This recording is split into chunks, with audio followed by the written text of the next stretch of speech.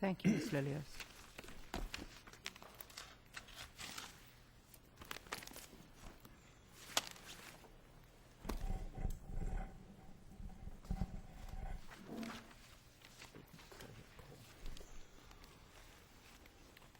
SJC-10226, Commonwealth versus Sylvia.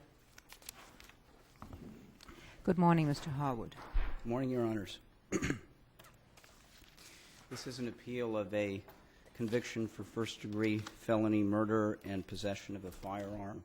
The defendant was acquitted of a third charge of use of body armor in commission of the crime. It was a July 28, 2006 conviction. Judge Garsh was the trial judge. I think the briefs in this case, both my opening and reply brief, cover the issues quite well. I did want to talk about two arguments, the insufficiency of evidence argument in conjunction with the trial court's admission of certain evidence concerning gunshot residue. I've argued that although there are two witness identifications in this case, that the evidence, especially considered broadly under 33E, justifies relief. There was a... Sir, before you get to along those lines, was there any motion filed in this case to bar that testimony? Was there any hearing with regard to that? No, there was not. There was basically there were two identifications. Victoria Dudley, after seeing a news broadcast which had videotape of the arrest, and there was a newspaper article with a single photo of the defendant, came to the police station the next day with her son Chris, who was 12 years old. And only after having viewed the TV report and the single photograph in the newspaper did they make an identification. I think what I wanted to point out in the brief is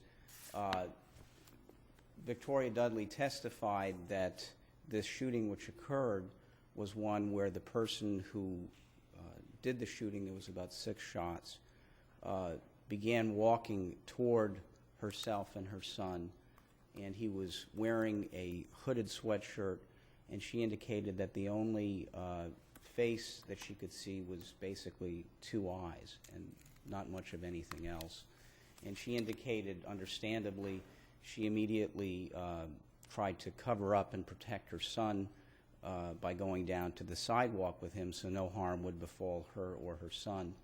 My point being, she admitted that this happened, as her words were just so quick that he walked by her and that his face was, except for the eyes, completely covered up.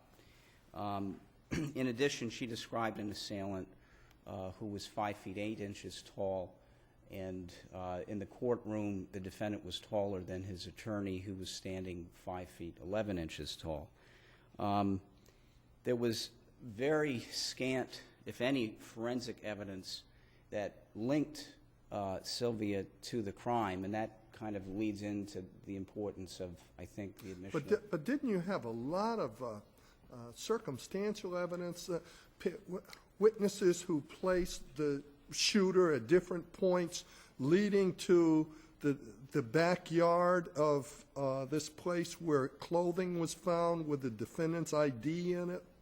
Yeah, what you have, Judge, you have basically varying descriptions of an individual, including at some point the defendant, as seen by a police officer. Walking bare-chested without a shirt on? Well, actually, the bare-chested part was when he was finally arrested. When the defendant was arrested, he had no shirt on. He had a pair of blue dungarees on. The identification you're referring to was identification found in a pair of black sweatpants. That was found some distance from the scene. And interestingly, it was found in the same location where the body armor vest was found. And the gun. For which the defendant was acquitted. And the gun. And the gun was found in a drain pipe in the home. The address, if you may recall, is One Margin Way. Yeah. But he was acquitted by the jury of the vest, which was sitting in close proximity. But the eyewitnesses didn't see a vest. They saw a gun and they saw a sweatshirt. Right, they did not necessarily, that's, all they say is they saw a hooded sweatshirt and eyes. Right, so why is it not reasonable for the jury to say, well, we know from the eyewitnesses that the shooter used a gun and a sweatshirt, and there's a gun and a sweatshirt, but we don't know, but no one has said that he was wearing body armor, and therefore we can't be sure that he was possessing that body armor. Well, I point out that whether it's factual or legal inconsistency, the point is that the items that were discarded in the yard, he was acquitted of the body armor and yet convicted of first-degree murder. The part that's important, I think, is with respect to the forensic evidence. The Commonwealth sought and the trial judge permitted testimony that the lab where testing was performed ordinarily had positive test results 20 to 25% of the time, and negative test results 75 to 80% of the time. At trial and on appeal, the defendant has objected on the ground that how could that possibly be relevant to whether or not there were positive test results in this case. In this case, the forensic evidence indicated that of approximately 1,100 particles tested, there were only 3 particles found on the defendant's hands. A very scant finding, but important perhaps in the jury's eyes because it was the only forensic evidence linking him to the crime. But why are you prejudiced by the admission of those figures? I mean, that seems only to say that if you're arguing that the risk of that somebody could have touched something which almost certainly would have those those things which are the composition of gunpowder, that this doesn't happen as often as the defense may say it may. Well, my position is, and I believe ultimately the trial judge agreed, the prosecutor in summation then takes this evidence and argues, quote, John Drugan told you the gunshot residue test from that lab only 20 to 25% of the time come back positive, 75 to 80% of the time nothing, no gunshot residue. His came back positive. So what the prosecutor was trying to do from that evidence was not show consistency of laboratory results. He was trying to argue probabilities, and his point was, hey, maybe it was 3 particles out of 1,100, but still 80% of the time you get nothing. And so when the prosecutor made that comment, the trial judge on his own, perhaps recognizing, I don't know if I like how this evidence is coming in and certainly how it's being argued, he interrupted the closing and said that the information with respect to percentage of gunshot residue came in only as to evaluating laboratory procedures. You cannot consider it as relevant as to whether the defendant committed the offense. So in other words, the judge was recognizing that it was impermissible to argue from this evidence that, hey, if 80% of the time it's negative, then these 3 particles indicate a strong result. Mr. Harwood, I'm curious about something. As I remember the facts, the defendant was told not to wash his hands before the test. They told him, and then he urinated on his hands. Was there any testimony about how that might have affected the gun residue testing? There certainly was evidence along what Your Honor says. However, the testimony was that the gunshot residue test by Detective Goneril occurred before that incident happened. And I have the reference. What happened afterwards? My apologies.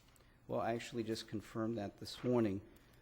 It was immediately after Detective Goneril did the gunshot residue test that the other Sergeant Witherston had actually said, now you can go to the bathroom, but don't wash your hands. And then he testified he saw the defendant urinating on his hands or heard it one way or the other, but didn't stop him. But I think the important part I wanted to make was that that was after, according to the testimony, after Gonneval had already done the gunshot residue test. And that's, Winterson was present when Gonneval performed a gunshot powder residue. That's at the transcript 9, page 90, volume 9, page 90. Once the test was done, then the incident in the bathroom occurred. In any event, I think the point is the judge let in this evidence, what he thought for a limited purpose to show consistency of results, but the judge also conceded that there was no evidence in this case that the defendant was attacking the gunshot residue results on the ground that something bad had happened at the lab. In fact, the trial judge acknowledged that. The only attack that was being launched on the gunshot residue in terms of police procedures was that maybe there had been contamination in the police cruiser on the transport over, or maybe there had been contamination when they asked the defendant to put his hands on a cabinet at the police station. So there was no basis, because there was no attack launched on what was happening at the lab, only what was happening in the police cruiser and police station.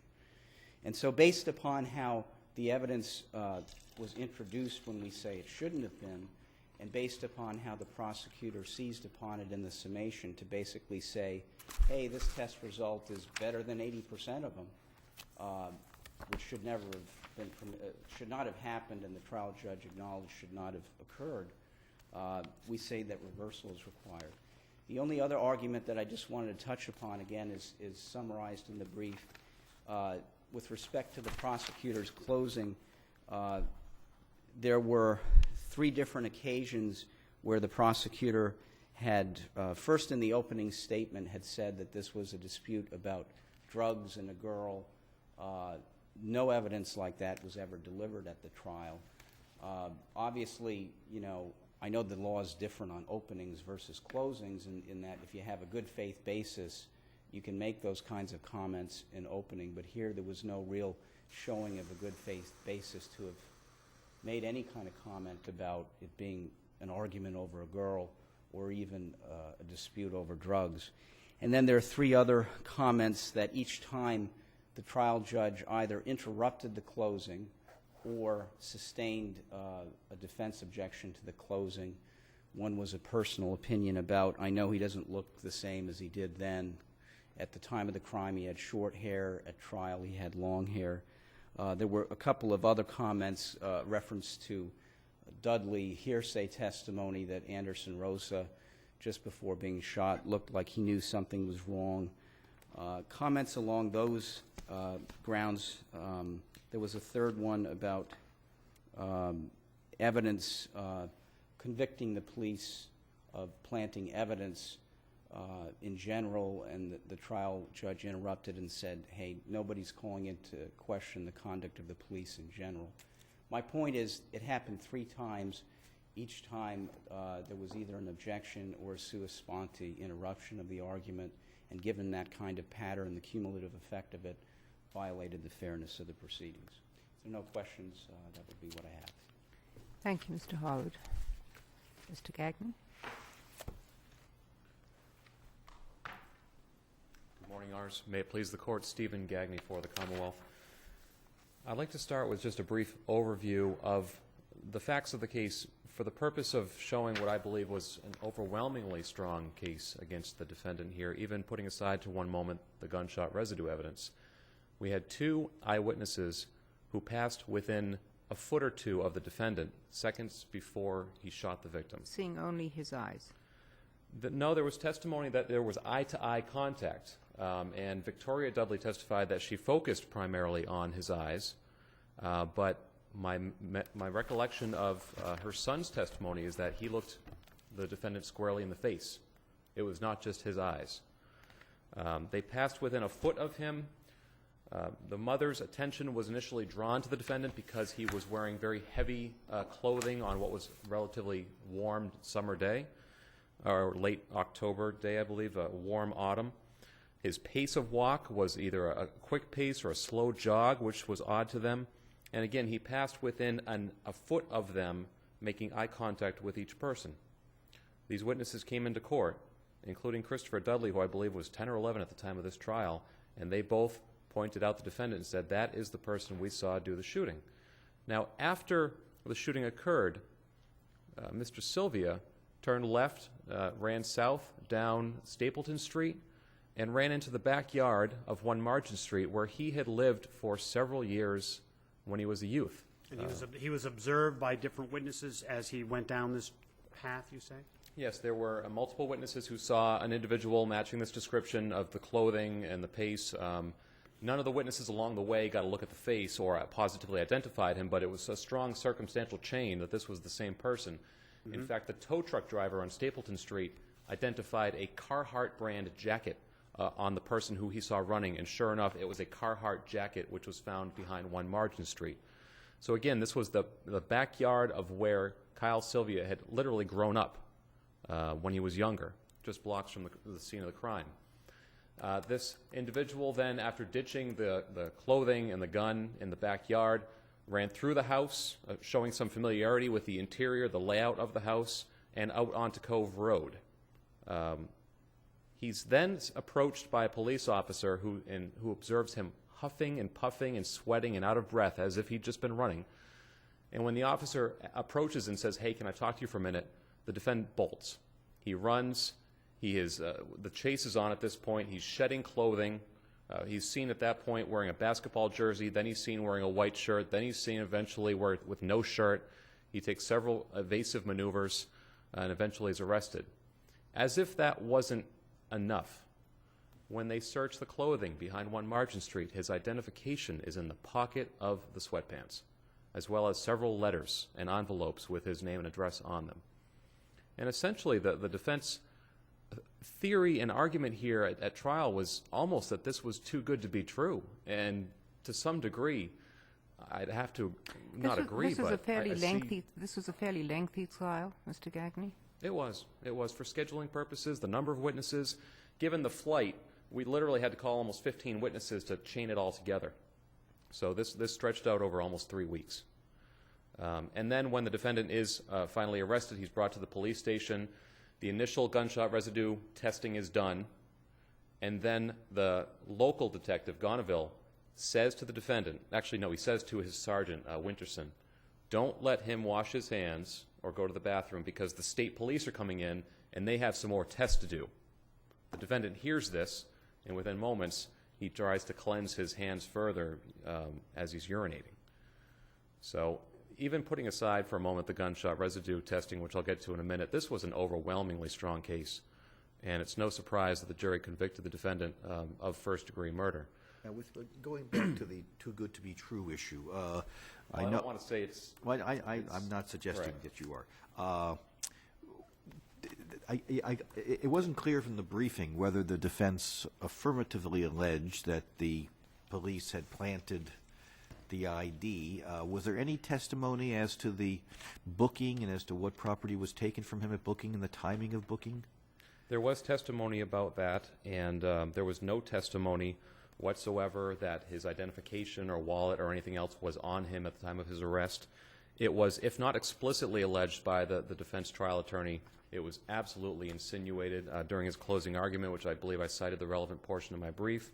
Even now on appeal, if I can just note on page 36 of the defendant's brief, there is mention to the sweatpants behind Margin Street, this is the middle paragraph, items supposedly containing identification and legal documents belonging to the defendant, and this is the pertinent part, which more likely were recovered by police from the defendant's wallet and personal possessions upon arrest. So that allegation is still being pressed. Right. Apart from the allegation, is there any evidence No. that any of this was ever No. taken at the time of the No. booking? No. Any Absolutely. evidence as to the timing of the booking versus the seizure or the discovery of the pants and the taking of the ID? There was testimony on that point, and my memory of the testimony is that the defendant was apprehended, brought to the station. Essentially, one Margin Street had been frozen, secured until the state police crime scene services could come in, and that the discovery, the processing and the discovery of the identification may have actually occurred later in time than the defendant's booking. So that's, I think, the opening the defense used to say, well, they must have taken it from his booking and brought it back to the scene.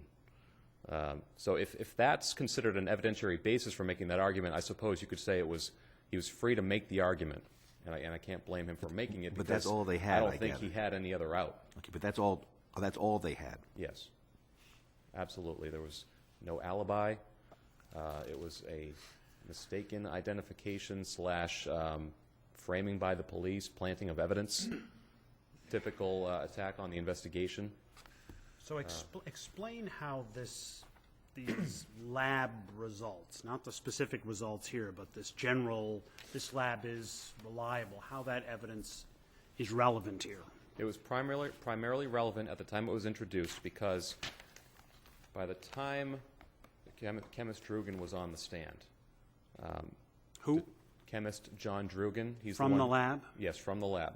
By the time he took the stand, the defense had already started building this contamination theory.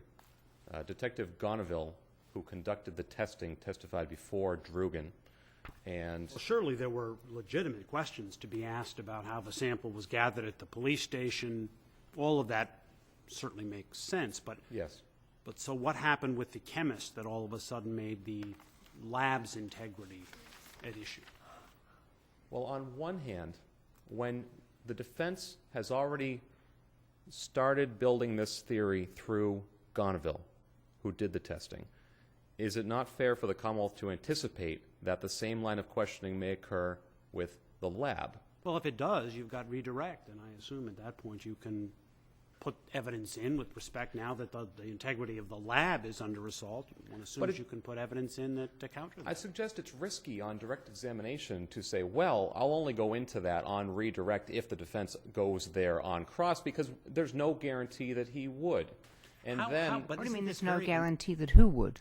That the there's no defense? guarantee on cross-examination, no guarantee that the defense trial attorney would have explicitly questioned Well, the that's lab. why There you was no don't. guar- Yeah, of course, There's there's no no guarantee. So you Correct. don't. Why do you go into an area that isn't at issue? Because what is to prevent an argument, even later on during closing argument, by the defense attorney to the jury? We've heard all of this evidence about potential contamination at the New Bedford Police Department. Who's to say the same doesn't apply to the lab? So what is to prevent? Why should the Commonwealth Because we hold don't. its We cards? don't. It's not holding its cards. We don't admit in evidence facts that a defendant may be able to comment on, although I don't see how he could, if there's no evidence that there was any contamination at the lab. But I would suggest that it was reasonably foreseeable on direct examination of chemist Drugan. Mr. Gagné, stand back.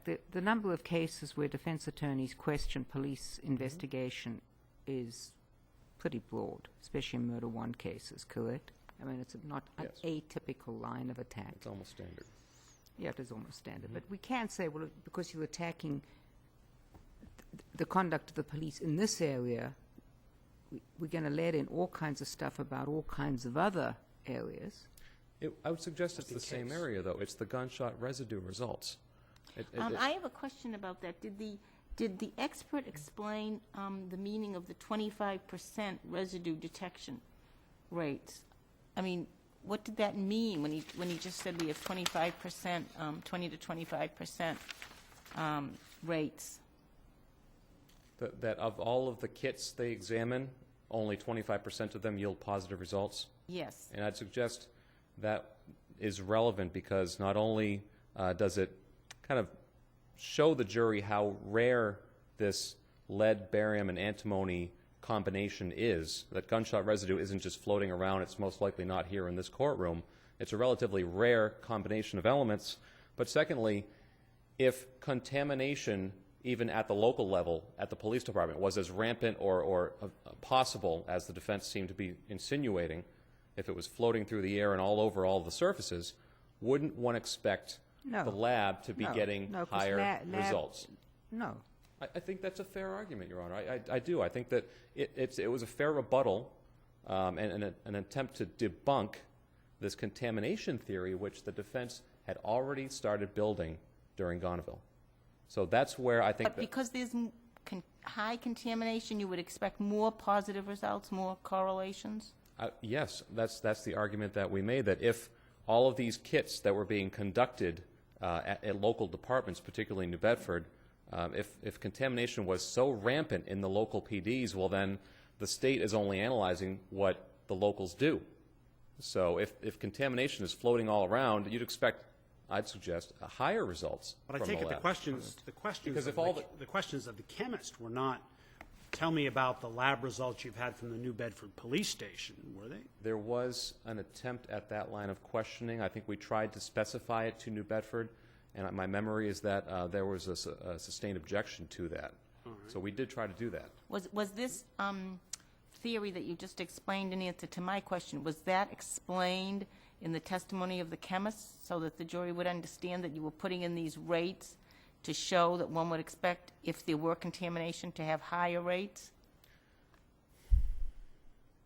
I can't recall whether that specific question was asked No, of no, no, the but I'm chemist. just asking if the purpose of the testimony was explained to the jury, or if it just came in that we have, our rates are 20-25% of the, in the collection kit submitted for analysis, or was there explanation tying it to something?